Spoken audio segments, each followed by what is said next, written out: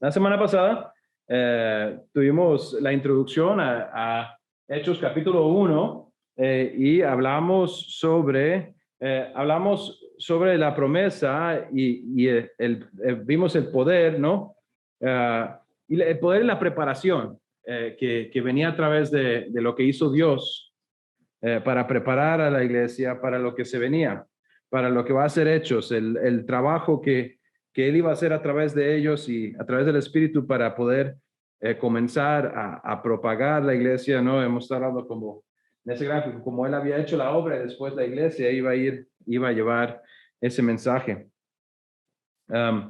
Aprendimos sobre cómo fue Lucas, el autor, escrito a un tal Teófilo, y definimos que el contexto en el cual vamos a estar viendo el libro de Hechos es que Cristo construye su iglesia.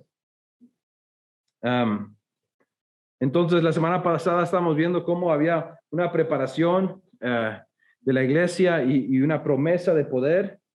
Esta semana estaba pensando, bueno, quizás debería seguir con las P's, ¿no? Entonces, si teníamos principio de poder, entonces quizás podríamos, no sé, pero no me fui por ahí. Nada más, vamos a ver, creo que uno de los puntos principales de este capítulo que quiero que nos centremos es el hecho de que el Espíritu unifica, de que el Espíritu hace de la iglesia a uno, de que estando en Cristo somos uno y tiene ese efecto. Y creo que lo vemos a través de este capítulo en diferentes facetas, diferentes maneras. La primera manera en la que lo vemos es cuando llega el Espíritu Santo al principio.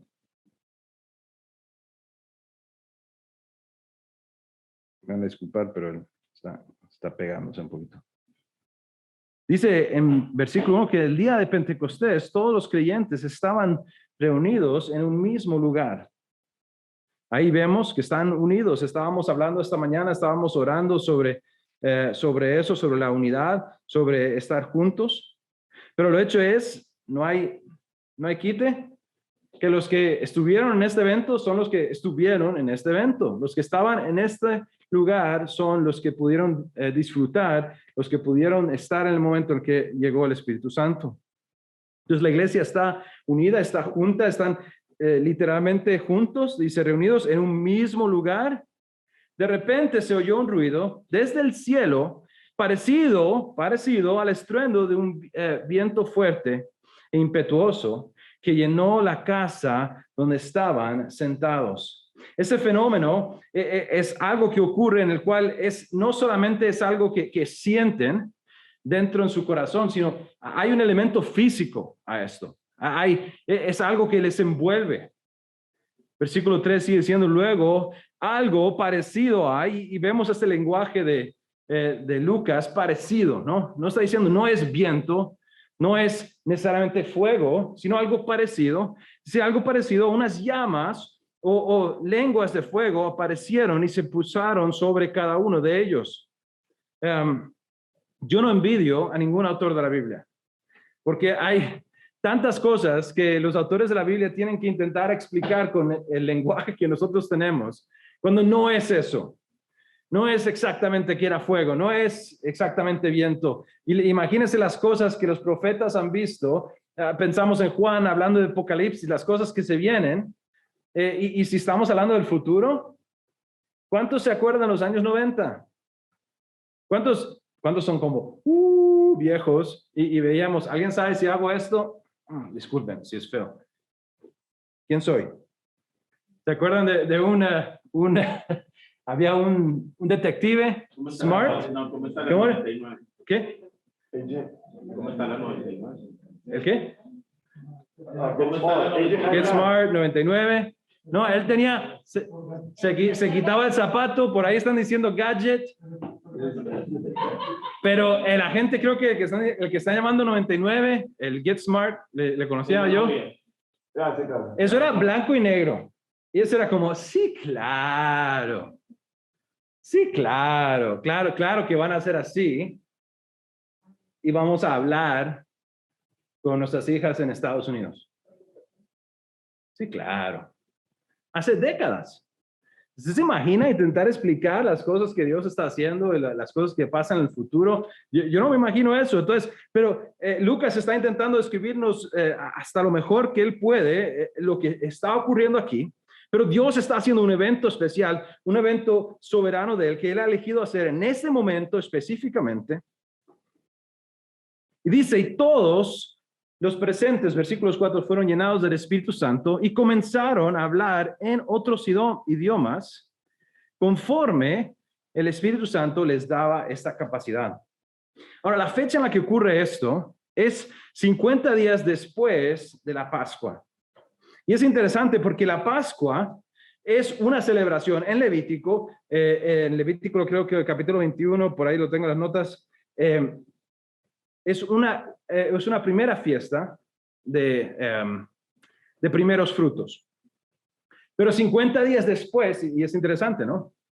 Que no por coincidencia, en la Pascua es cuando Jesús muere y resucita, y es los primeros frutos. Pero 50 días después hay otra ofrenda, y podemos mirar esto un poquito más el jueves, dada en Levítico, de otra primer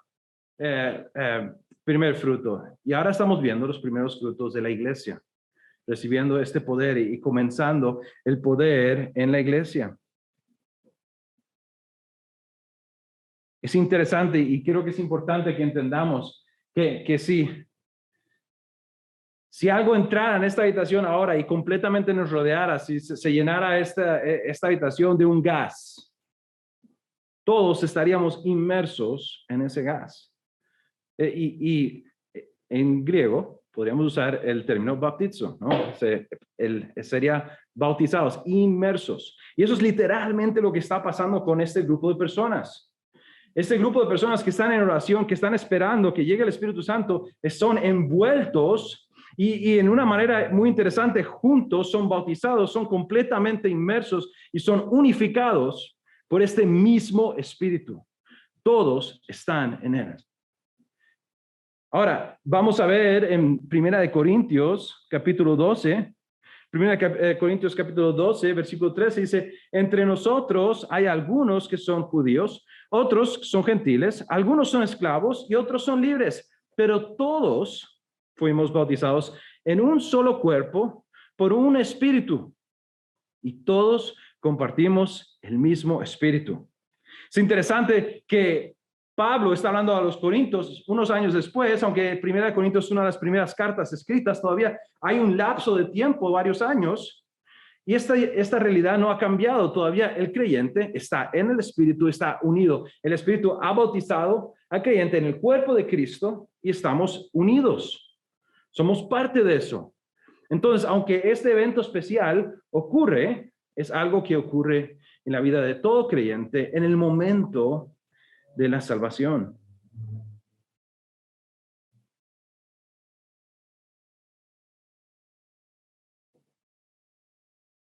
Es interesante, estaba leyendo uno de los autores sobre esto y escribe, dice, en contraste con muchas enseñanzas errantes hoy en día, el Nuevo Testamento en ninguna parte ordena que los creyentes que busquen el bautismo con el Espíritu, hablando de desear que fuera algo especial, algo diferente. Porque aunque sí en esta ocasión es así, en la vida del creyente es algo que ocurre. Es un acto soberano, único e irrepetible por parte de Dios. Y no es más una experiencia, aunque definitivamente lo fue en ese día, en la vida del creyente común y regular, silvestre como nosotros. Único e irrepetible por parte de Dios. Y no es una experiencia que o no es más una experiencia, y quiero decir esto correctamente, que sus compañeros la justificación y la adopción. ¿Y qué está diciendo este autor? Está diciendo que al igual que nosotros entendemos que en la salvación somos justificados, que nuestro pecado es perdonado, no es una experiencia, y somos adoptados, no es una experiencia. Cuando recibimos el Espíritu Santo, no es necesariamente una experiencia, sino ahora, en este momento, obviamente sí lo fue. Es algo especial donde Dios está trayendo esto a fluir. Gálatas 3:27 dice, y todos los que fueron unidos a Cristo en el bautismo se han puesto a Cristo como si se pusieran ropa nueva. En esta decidí poner la Biblia de América por el uso que cuando usa el término dice, porque todos los que fueron bautizados en Cristo, de Cristo se han revestido, porque la idea es esta, es en el que nosotros somos bautizados en el cuerpo de Cristo. Y ese es el acto que hace el Espíritu. Hechos continúa hablando en versículo 7, dice, estaban totalmente asombrados. ¿Se acuerdan? Estaban hablando, ¿qué ha ocurrido de repente? Y Dios tiene un propósito especial para lo que está ocurriendo. Él acaba de venir, acaba de sumergirlos completamente, han estado literalmente bautizados, inmersos en el Espíritu Santo. Y la primera cosa que ocurre es que ellos empiezan a hablar lenguas, pero no es una lengua mística, sino son lenguajes, son idiomas. Y lo vemos por este contexto. Dice, estaban totalmente asombrados. ¿Cómo puede ser? Exclamaban. Todas estas personas son de Galilea. Toda esta gente ha venido, han venido, han oído el estruendo, han oído que algo ha ocurrido. Entonces empieza a venir gente y estamos a punto de darnos cuenta que hay personas de todos lados, de lejos y de cerca. Dice, versículo 8,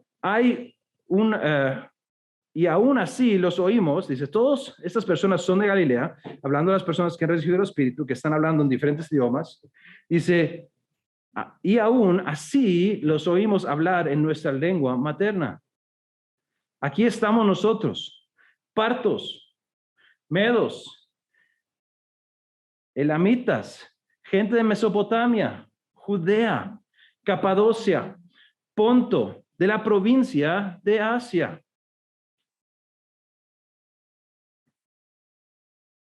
A disculpar porque la compu se pegó. De Frigia, Panfilia, Egipto y de las áreas de Libia, alrededor de Cirene, visitantes de Roma, todos judíos como convertidos al judaísmo, creyentes y árabes, cretenses y árabes, y todos oímos a esta gente hablar en nuestro propio idioma acerca de las cosas maravillosas que Dios ha hecho. Dos cosas que están ocurriendo aquí es, primero, tenemos, si nos cuidadosamente miramos, alrededor de unos 16 países o posiblemente incluso 16 idiomas distintos que se están hablando, pero están escuchando. Pero esa gente, voy a descartar a Disa, voy a decir, esa gente es como nosotros excepto Disa. ¿Por qué digo eso? Porque la mayoría de nosotros hablamos 1 o 2 lenguajes. Disa habla como 7 lenguajes, ¿no? Más o menos. Por ahí va la cosa, más o menos. Solo 5. No, pero la mayoría de nosotros no hablamos 16 idiomas. Y mucho menos un grupo de personas de Galilea. Pero este día están hablando por el poder del Espíritu Santo, están proclamando. Y todos oímos a esta gente hablar en nuestro propio idioma acerca de las cosas maravillosas que Dios ha hecho. ¿Qué están escuchando? No solamente un hablar, no están hablando del fútbol, ¿no? Están hablando de lo que ha hecho Dios. Quedaron ahí maravillados y perplejos. ¿Qué querrá decir esto? Se preguntaban unos a otros. Vea el mapa, la semana pasada miramos este mismo mapa, y esto ni siquiera incluye, hay algunos que vienen de más lejos, pero esto da un ejemplo de los diferentes lugares de los cuales vienen estos lenguajes. Y si se acuerdan, la semana pasada vimos esto, interesantemente, que al final de Hechos va a haber gente creyente, va a haber iglesias, no solo gente creyente, yo creo que hay gente creyente más lejos, pero iglesias establecidas en esa zona. Dios va a trabajar de una manera grande, pero Él está desde el día 1 diciendo, hey, esto va a ser una obra sobrenatural de Dios. Cristo va a construir su iglesia. Claro que cuando Dios está trabajando, siempre va a haber personas que están opuestas. Pero otros, entre la multitud, se burlaban de ellos, diciendo, solo están borrachos. Eso es todo. Siempre va a haber alguien que va a querer responder al milagro o a lo que Dios está haciendo con la otra respuesta. Pero Vemos aquí que Dios está unificando a la iglesia, el Espíritu los está uniendo, literalmente los ha envuelto y ellos están en el cuerpo de Cristo, son del cuerpo de Cristo y están unidos en ese Espíritu, pero ahora los va a unir, creo que en poder y en valentía y con un mensaje. Y en ese momento vemos que entonces Pedro dio un paso adelante junto con los otros 11 apóstoles y gritó a la multitud. Lo de que gritó la multitud no me extraña, es Pedro. Y es un buen grupo de gente, ¿no? Y me hago la pregunta, ¿en qué idioma? Bueno, creo que seguramente él estaba hablando y los seguían oyendo en el idioma que tenían. Es interesante porque uno ha pensado una vez qué idioma vamos a hablar en el cielo. Tico, por supuesto. Tico. Por supuesto. Obvio, Tico. ¿Alguien da más? Yo sé que en todos lados solemos decir, bueno, obvio lo mío, ¿no? O podemos hacernos como muy espirituales y decir, bueno, obviamente el hebreo, porque no sé qué, ¿no? Hay un teólogo, D.A. Carson, él dice que él cree que todas. Y va a ser bonito porque nos vamos a entender, aunque todos vamos a hablar ahí. No lo sé. Pero el hecho es que Pablo está a punto de proclamar, pero algo interesante ha ocurrido. No tanto que Pablo dice, está aquí, hace, ¡hey! Escuchen. Eso no es tan raro. Lo interesante es que los dos están unidos. Los dos están firmes porque él no está solo. Dice con los 11 apóstoles. Están juntos, están unidos y ellos van a proclamar esto. Pablo es el portavoz en ese momento, pero él no está solo. Él tiene un grupo de personas que van a ser fieles y van a proclamar, y sabemos que con la excepción de uno van a hacerlo hasta su muerte. Bueno, yo creo que ese también estaba proclamando hasta la muerte, simplemente que los otros 11 van a morir por esa causa. Escuchen con atención, todos ustedes, compatriotas judíos y residentes de Jerusalén, no se equivoquen. Primero les va a corregir con el detalle de, es que están bebiendo. Y estas personas no están borrachas como algunos de ustedes suponen. Las 9 de la mañana es demasiado temprano para emborracharse. Ahí en el pasaje cuando está hablando, esto está ocurriendo en la mañana. Y esto es más que suficiente para que la gente diga, es verdad. No, ¿qué está diciendo? ¿Qué le pasa? ¿Cómo va a acusarle de eso? Culturalmente eso no va a ocurrir. No, lo que ustedes ven es lo que el profeta Joel predijo hace mucho tiempo. Esto viene de Joel capítulo 1, del 28 al 32. Dice, en los últimos días, dice Dios, derramaré mi espíritu sobre toda la gente. Sus hijos e hijas profetizarán, sus jóvenes tendrán visiones y sus ancianos tendrán sueños. En estos días derramaré mi espíritu sobre mis siervos, hombres y mujeres por igual, y profetizarán. Disculpe. Y haré maravillas arriba en los cielos y señales abajo en la tierra, sangre, fuego y nubes de humo. El sol se oscurecerá y la luna se pondrá roja como la sangre antes de que llegue el grande y glorioso día del Señor. Pero todo el que invocar el nombre del Señor será salvo. Pablo está diciendo, está continuando, interesantemente, el mensaje de Cristo. El reino de Dios está aquí y se está propagando y está creciendo y va a crecer hasta el día en el cual sea completo, en el cual esté completamente aquí en la tierra. Por ende, vemos que algunas de las cosas que él está diciendo están ocurriendo ahora. Algunas de las cosas que él habla sobre el fuego y la sangre no han ocurrido todavía, quedan por ocurrir. Pero el tiempo está aquí, estamos en esa época, en los últimos días, en los cuales Dios está haciendo esta obra y está trabajando. Y él dice, lo que Joel escribió ya está ocurriendo.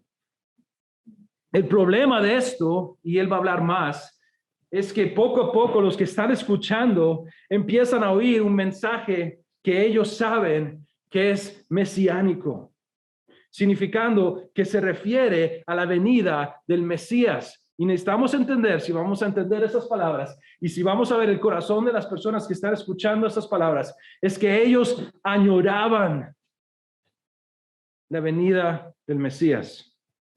¿Cuántos de ustedes añoran esto?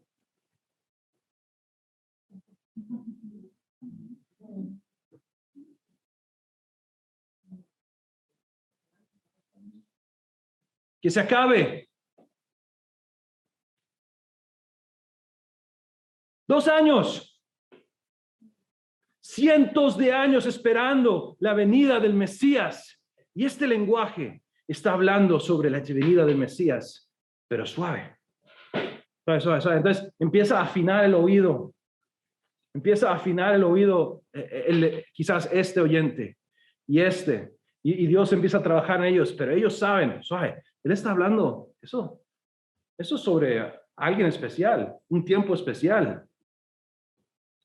El pueblo de Israel, dice, pueblo de Israel, escucha, oye lo que estoy diciendo, Dios públicamente aprobó Ok, recuerda el contexto, Él está diciendo, ellos ya saben, está hablando del Mesías y ahora va a decir, muchachos, les voy a dar el nombre y el apellido. Dios públicamente aprobó a Jesús de Nazaret al hacer milagros poderosos, maravillas y señales por medio de él, como ustedes bien saben. Pablo, sin pelos en la lengua, está diciendo, Jesús es el Mesías. Es la esperanza que hemos estado esperando. Pero Dios sabía lo que iba a suceder y su plan predeterminado se llevó a cabo cuando Jesús fue traicionado. Porque ya podemos oír las personas pensando, pero suave, se está hablando de Jesús. Él no es el que murió hace como 50 días. ¿Cómo puede estar hablando de él como si fuera el Mesías si lo matamos? Aquí está. Ese es el plan de Dios. La traición, de la cual, por cierto, son partícipes ustedes, era plan de Dios.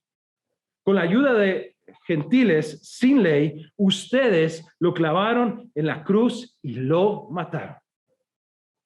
Hay una palabra que vamos a oír en un momentito sobre cómo les punzó, o sea, les atravesó el corazón, pero yo me imagino que en diferentes tiempos durante esta conversación les está cayendo la peseta. Personas están entendiendo lo que está diciendo Pedro y que es verdad.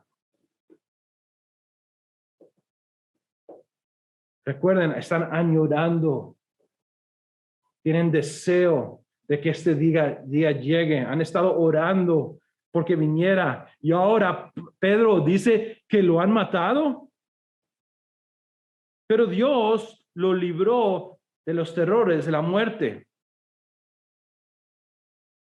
y lo volvió a la vida, pues la muerte no pudo retenerlo bajo su dominio.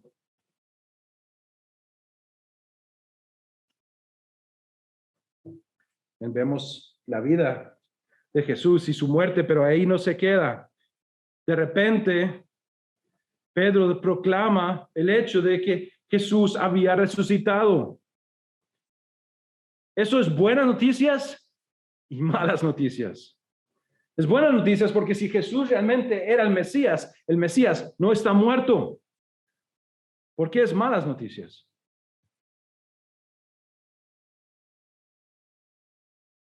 Porque ellos son los que lo habían matado. Ellos son los culpables de haber, en vez de haber abrazado y aceptado al Mesías, de haberlo matado. Y ahora el Mesías de Dios está vivo. Yo creo que yo tendría miedo. Versículo 25 dice, el rey David dijo lo siguiente acerca de él. ¿De quién? Del Mesías. Sí. ¿De quién? De Jesús. Pedro, está en la mente de las personas que están escuchando. Sabemos que estas palabras hablan de Mesías, pero ahora Pedro está diciendo, ese Mesías del cual David está hablando es Jesús, el cual ustedes crucificaron, pero que Dios ha levantado de la muerte porque era su plan. Dice, veo que el Señor siempre está conmigo. No seré sacudido porque Él está aquí a mi lado.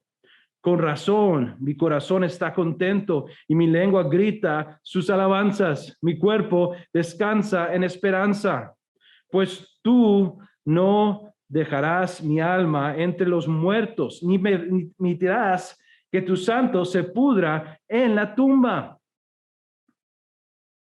Me he mostrado me has mostrado el camino de la vida y me llenarás con la alegría de tu presencia.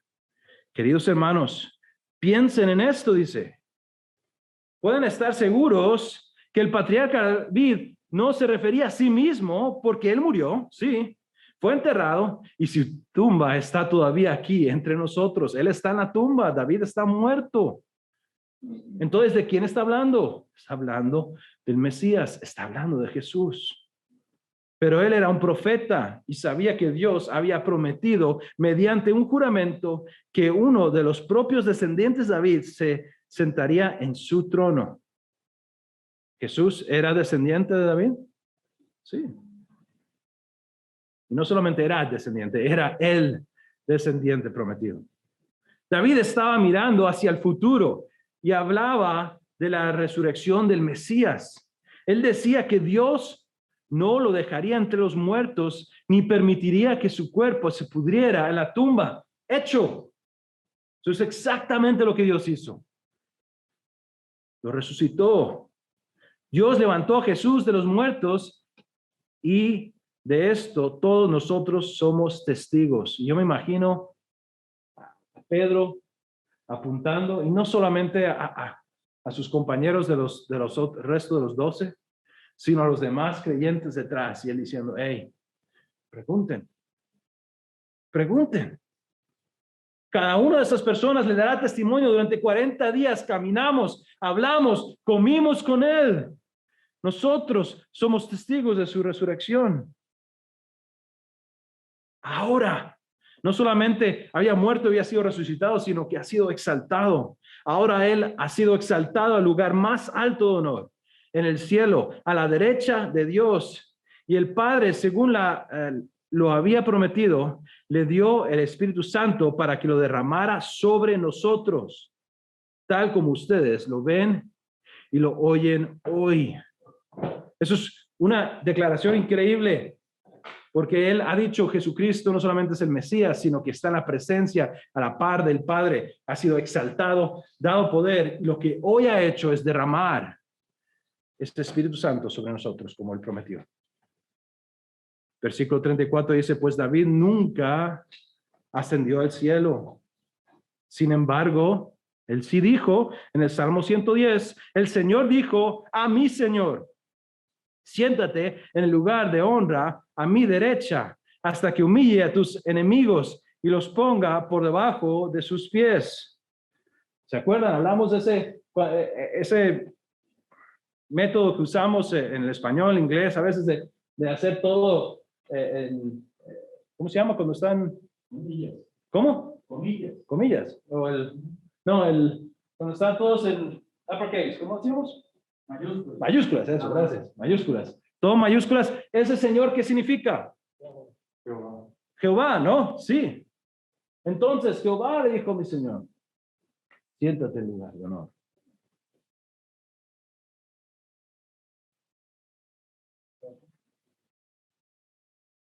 Él está diciendo, él está hablando de Jesús, no está hablando de David. La promesa era para el Mesías. Por lo tanto, que todos en Israel sepan, sin lugar a dudas, escuchen y entiendan esta realidad, que a este Jesús, ¿listos? ¿Listos? ¿Pueden sentir el peso de esta declaración? A quienes ustedes crucificaron. Piénselo un momento, añorando, deseando, orando, Señor, trae el Mesías, trae la salvación, trae el Mesías, trae la salvación, Señor, por favor, durante años, décadas, centenarios, y de repente te dicen que Jesús era el Mesías. Quizás lo habías escuchado hablar, quizás habías visto cómo hacía milagros. Pero quizás también estabas ahí diciendo, crucifícalo. ¿Cómo eso atravesaría el corazón? A quienes ustedes crucificaron. Dios lo ha hecho tanto Señor como Mesías. Jesús era el elegido. Jesús era el Salvador. Jesús es el Mesías. Jesús es el Salvador porque está vivo. Él dice, las palabras de Pedro traspasaron el corazón de ellos. Lo traspasaron como una lanza. Pareció interesante que la palabra que se usa en el original para esto solo se usa una vez en el Nuevo Testamento. Qué increíble. Este momento es único. Las palabras de Pedro traspasaron el corazón de ellos, quienes le dijeron a él y a los demás apóstoles, ¿qué más voy a decir? ¿Qué más voy a decir? Si yo estoy en ese grupo de personas y yo he estado deseando y añorando la venida del Mesías y me doy cuenta que yo he sido partícipe de su muerte, pero que ahora está vivo, ¿qué más me queda decir? Si Dios hace la obra para que yo entienda eso en mi corazón y que yo lo acepte y sepa que eso es verdad, solo les queda eso. Hermanos, ¿qué debemos hacer? Y me imagino, yo puedo ver las lágrimas en los ojos, yo puedo ver la cara de preocupación, la cara de angustia, de cómo podremos escapar la ira de Dios cuando nosotros hemos sido partícipes en matar al Mesías de Dios y ahora Él está vivo y tiene poder y está a la diestra del Padre. Zacarías capítulo 12 dice, y derramaré sobre la casa de David y sobre los habitantes de Jerusalén el espíritu de gracia y de súplica. Esto es una predicción anterior. Pero vean la obra que Dios está diciendo que va a hacer. Él va a derramar este espíritu y la súplica y me mirarán a mí, a quien han traspasado. Vean esas palabras. Y se lamentarán por él, como quien se lamenta por un hijo único, y llorarán por él, como se llora por un primogénito. En aquel día habrá gran lamentación en Jerusalén, como la lamentación de Adad-Rión en la llanura de Megiddo. Después, en el capítulo 13, dice, en aquel día habrá una fuente abierta para la casa de David y para los habitantes de Jerusalén, para lavar el pecado y impureza. Qué increíble declaración. Sobre lo que Dios estaba haciendo. Ellos dicen, ¿qué podemos hacer? ¿Qué podemos hacer? ¿Qué puedo hacer para buscar perdón por lo que ha pasado? ¿Cómo puede haber? Necesito remisión por lo que ha ocurrido. Versículo 38, Pedro contestó, cada uno de ustedes deberá arrepentirse de sus pecados y volver a Dios. Yo creo que y Dios está haciendo esa obra ya. Obviamente las palabras de ellos, ¿qué debemos hacer? Muestra que ellos se han arrepentido. Están listos. Dios ha hecho una obra en su corazón. Dice, y ser bautizados en el nombre de Jesucristo para el perdón de sus pecados. Entonces recibirán el regalo del Espíritu. Este versículo, por la manera en la que está escrita y hablando del bautismo, ha sido usado por algunas personas para intentar crear una teología de decir, hey, el bautismo es parte de la salvación, o sea, es como uno se salva. La tradición más grande de este país tiene eso como parte de la tradición, ¿no? Es un elemento necesario para la salvación. Pero entendemos nosotros por todo lo que enseña la palabra de Dios, que no se refiere a eso, sino que lo que Pedro está haciendo aquí, ojo, y creo que para nosotros a veces es difícil entenderlo, porque creo ciertamente que en muchos sentidos como iglesia en general, la iglesia moderna del siglo XXI, ha rebajado el costo o ha creado,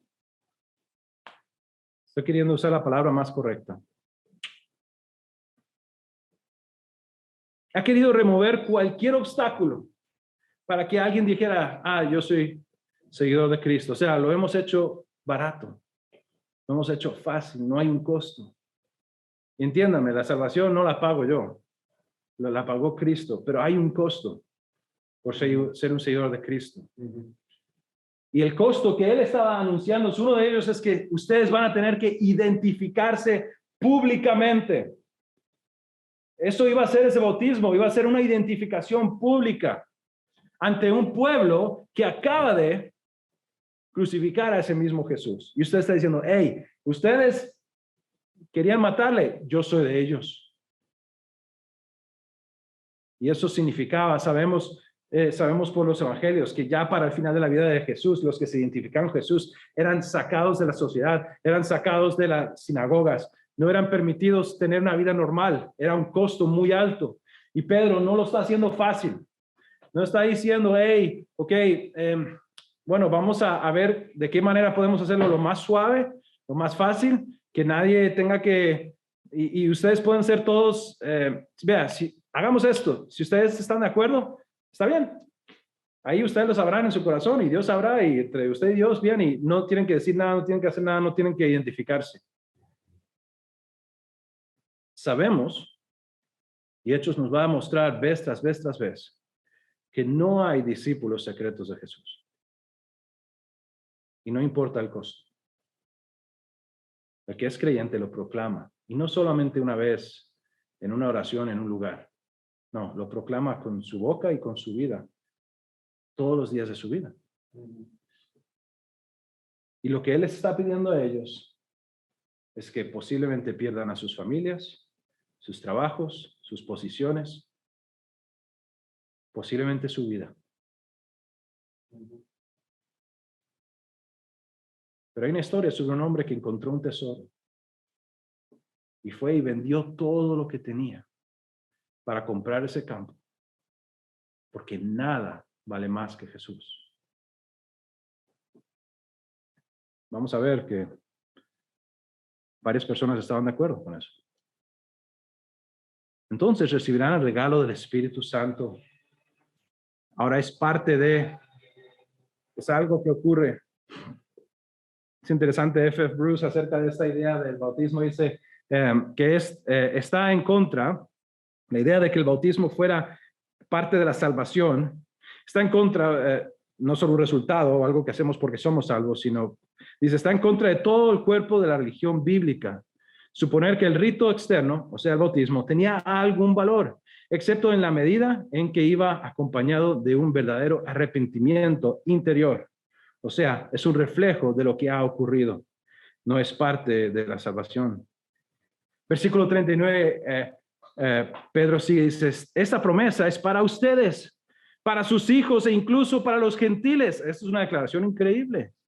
Hey, y a Pedro le va a costar todavía aprender esto del todo, pero el Espíritu él lo dice claramente. Hey, no es solamente para la gente de aquí, sino va a ser para cualquiera que Dios alcance con el evangelio, para cualquiera que se arrepienta, no importa la identidad que ellos tengan, la religión, su trasfondo o su etnia o de dónde son. Para todos los que han sido llamados por el Señor nuestro Dios. Está diciendo, de toda nación, de todo pueblo, Dios va a llamar a personas al arrepentimiento, va a llamar a personas a la redención. Entonces Pedro siguió predicando por largo rato. Les rogaba con insistencia a todos sus oyentes, sálvense de esta generación perversa. Pedro declara claramente que están en medio de, al igual que nosotros, en un mundo que no sigue a Cristo, un mundo que quiere rechazar a Cristo, pero está diciendo, hey, esta es la esperanza. Los que creyeron lo que Pedro dijo fueron bautizados y sumados a la iglesia en ese mismo día como 3,000 en total. Eso fue increíble. Fue increíble lo que ocurrió ese día. Mi naturaleza quiere decir que Dios se nos estaba jugando. Esto es como, ese es el arranque de lo que Dios va a hacer para mandar esa verdad a todos los lados del mundo. Todos los creyentes se dedicaban a las enseñanzas de los apóstoles, a la comunión fraternal, a participar juntos en las comidas, entre ellas la cena del Señor, y a la oración. ¿Ve esa palabra al principio? ¿Cuál es la palabra al principio 42? ¿Cuántos? Todos. Esa es la naturaleza de la iglesia. Eso es a lo que estamos llamados. Eso es una de las obras del Espíritu Santo que unifica. Es algo a lo que somos llamados. A tener las cosas en común, a hacer las cosas juntos, a unirnos. Pero no unirnos porque es algo que nosotros tenemos que intentar hacer, sino porque es quienes somos. Somos unidos. Hemos sido bautizados en el cuerpo de Cristo. Somos partícipes de ese cuerpo, somos parte de ese cuerpo. Y eso lo muestran ellos desde el principio. El Espíritu unifica. Un profundo temor reverente vino sobre todos ellos. Y los apóstoles realizaban muchas señales milagrosas y maravillosas. Todos los creyentes se reunían en un mismo lugar. ¿Cuántos? Todos. ¿La mayoría? Todos se reunían en un mismo lugar y compartían todo lo que tenían. Vendían sus propiedades y posesiones y compartían el dinero con aquellos en necesidad. Tenían un deseo de realmente vivir como un cuerpo, vivir como una familia, estar juntos. Entendían que si iban a honrar a Dios, si iban a poder hacer lo que Dios deseaba, que lo que Dios ponía en su corazón es que ellos tuvieran las cosas en común, que estuvieran juntos, que compartieran, que se ayudaran los unos a los otros. Adoraban juntos en el templo cada día. Ahí ya se hicieron radicales. Ahí se hicieron radicales. Todos los días, ¿qué le pasa? Adoraban juntos en el templo cada día. Se reunían en casas por la cena del Señor y compartían sus comidas con gran gozo y generosidad. Me encanta eso, la imagen de cómo ellos tenían las cosas en común y cómo ellos tenían ese gozo. Todo el tiempo alabando a Dios y disfrutando de la buena voluntad de toda la gente. Es interesante, Dios está haciendo una obra aquí. Y cada día el Señor agregaba a esa comunidad cristiana los que iban siendo salvos. Entonces vemos aquí un crecimiento, pero viene anticipado por una unión. Viene anticipado porque el Espíritu ha unificado a esta gente. Porque eso es a lo que estamos llamados como creyentes, a estar unidos. Porque si realmente somos creyentes, realmente somos partes de un cuerpo. Y aquí como iglesia somos un cuerpo, somos una congregación. Y eso debería ser lo que nos marca. El creyente se caracteriza por vivir bajo la influencia del Espíritu y su vida refleja ese fruto. Mi pregunta sería, ¿mi vida da testimonio del fruto que viene de vivir en el Espíritu? Cuando yo escucho estas palabras, hablando sobre cómo tenían las cosas en común, cuando escucho las palabras sobre cómo Pedro y los demás proclamaban la verdad con valentía, ¿cómo me veo reflejado yo en eso? ¿De qué forma? ¿De qué forma este mismo espíritu que fue dado a la iglesia ese día está operando en mi vida? ¿De qué forma? Padre celestial, te doy gracias por ese día, Señor. Te doy gracias por el don y regalo, Señor, de tu palabra. Te doy gracias por el sacrificio de tu Hijo. Que nuestro Señor no haya solo muerto, sino resucitado, Señor. Y que esté, Señor, en poder, sentado a la diestra del Padre. Y que nos diste el Espíritu Santo, Señor. Regalo tal que nuestro Señor Jesucristo dijera que es mejor que lo tuviéramos a Él, al Espíritu Santo, que a Jesús en nuestra paz. Dios, ¿cuántas veces yo sé que no he vivido, Señor, cediendo al Espíritu? He contristado al Espíritu, Señor, y definitivamente no he dejado que mi vida muestre el fruto natural de estar lleno de Él. Dios, te pido que permitiéramos que tu Espíritu trabajara en nosotros, en nuestra iglesia, en nuestras relaciones, Señor, y que afecte a la comunidad alrededor nuestra, Señor. Dios, te pido que hagas tu obra, Señor. Si es de reconciliación, si hay alguien que está aquí hoy que necesita entregar su vida a ti, Señor, que hoy sea ese día. Que ellos te proclamen como Señor. Dios, y cada uno de nosotros, Señor, los que hemos sido redimidos, Señor, Dios, que cedamos a tu palabra y cedamos al Espíritu, Señor, a vivir y dando fruto que solamente viene a través de ti. Gracias por ese poder. Gracias por esta unidad, Señor, pero ayúdanos a crecer en ella, a ser perfeccionados, Señor, en ella. Te pedimos por esas cosas, en nombre de Jesús. Amén.